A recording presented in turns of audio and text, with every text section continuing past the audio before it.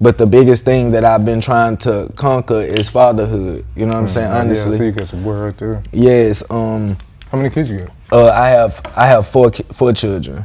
I have four, and I haven't been the best at that. You know what I'm saying? And a lot of times, like, I put art before that. You know what I'm saying? Because a lot of times that's as far as what, like, stuck in the studio. Yeah, stuck in the studios. Just because you feel like if I get to this point, I'm gonna get to this point, I can get to that.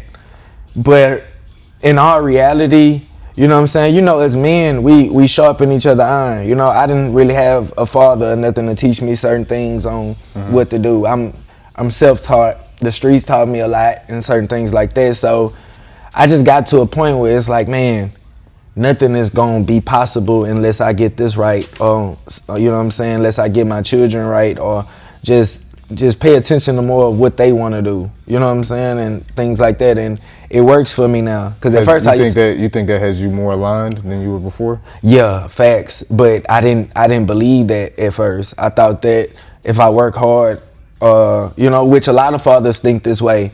If we work hard, I work hard. You do the financial side. I can, and I make it. Maybe, you know, I can get this right, or maybe I can do this and this and that. When that's not necessarily true. You know what I'm saying? And that's not. Nothing will be right unless you get right with your children, and you get aligned like that. And so, it's a part of trial and error. You know what I'm saying?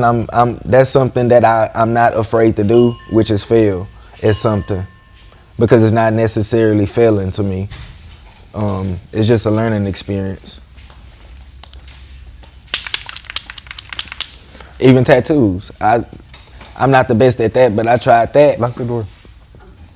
I tried that because I lost my job in 2016. And what job was this? I was Hold on, wait. Okay. Because you never been on here before, so let's let the people know where you from. I'm from Southwest Houston, but I mostly be in Third Ward. I'm from the Southwest though. I'm from Fundra. Okay. I'm from Southwest Houston, but I mostly be in the Tray. I be all over though. All over the place. I'm all over. You grew up like moving around, or you just be like you live one place and you just be in, you know, fucking with everybody? Yeah, something like that. Like I'm from the West. I went to Hightower. You know what I'm saying? I stayed in Mo City area, like stuff like that. You know. But I'm from the Southwest though. That's my real stomping grounds. Fundra area. I'm from the Pines of Westbury. Around the corner over there. Yeah. Hillcroft. Yeah. So that's why I mostly used to be and stuff like that. So. So you said the streets raised you, but you had a job at 16. What was you doing? Because I've always known that a lot of the shit that I was doing, I was like me. I was the person that I've always knew like a lot of the shit I was doing as far as streets and shit like that. That shit would be like, you know what I'm saying? Like that shit wouldn't last forever. It had an end date. Yeah, so I was always a person, like I never was a person that like sold drugs and did like a lot of shit. I've always did my dirt on my own. Like I'm not a jailbird, none of that type of shit. I've always just paid attention to other people's mistakes and learned from it. So you saying you didn't sell drugs none of that. To protect the community? No, no, I just, because I knew that staying on the streets the longest would be the because that just puts you further into the trap. It's the stand on the streets. Like that's what's important to me. You know what I'm saying? Not who got the most money.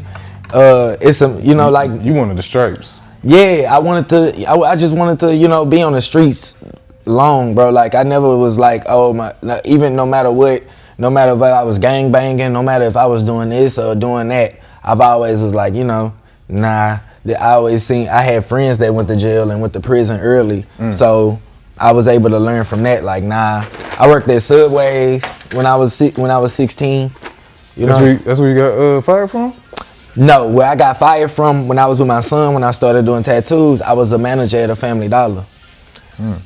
And I was just looking at him. I was like, I ain't know what the fuck to do. Yeah. And I just picked up a tattoo gun and I started tattooing. That's when you started tattooing? Yeah, but I ain't use fake skin. I was known for music, so I knew a lot of people would come to me because of that. Started tattooing on people? I started tattooing my own self and fucking my own self up. You know what I'm saying? That's the best way to start. Let me grab this purple real quick. Go ahead. But I started fucking my own self up, really. And you know what I'm saying? My son was right there with me. I was just tatting myself, really, honestly. And that's just how I started doing that. This is really dope, especially to watch where bro come from. I met him at a different shop around the corner somewhere, and he was just up in there. But I've always loved and admired his work, honestly.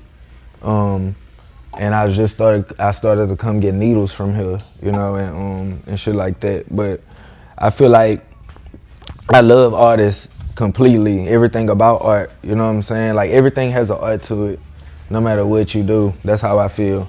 Everything has an art to it, you know. That's a fact. But yeah, I started doing tattoos, and I knew that by me being a rap artist, people would just come to me. I started doing a lot of people first tats. So wait, when did you start rapping then? I started rapping in it's 2025. I started rapping in 2013. I've been rapping since 2013. I started in TSF. How old was you?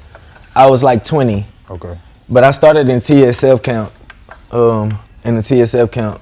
We gotta talk about how old you are too. By the way, I saw you. You dropped it on Twitter.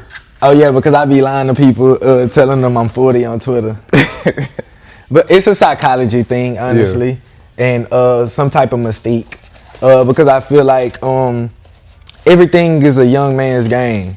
So if I'm able to tell people ahead that I'm 40 and 40 plus, they would think like, man, this dude is doing all of these amazing things. He's rapping like this. He's battle rapping like this. You know what I'm saying? Like I didn't wrote music with the best of them. You know what I'm saying? Like and shit like that. But a lot of people don't know me. But a lot of people do know my history and where I started.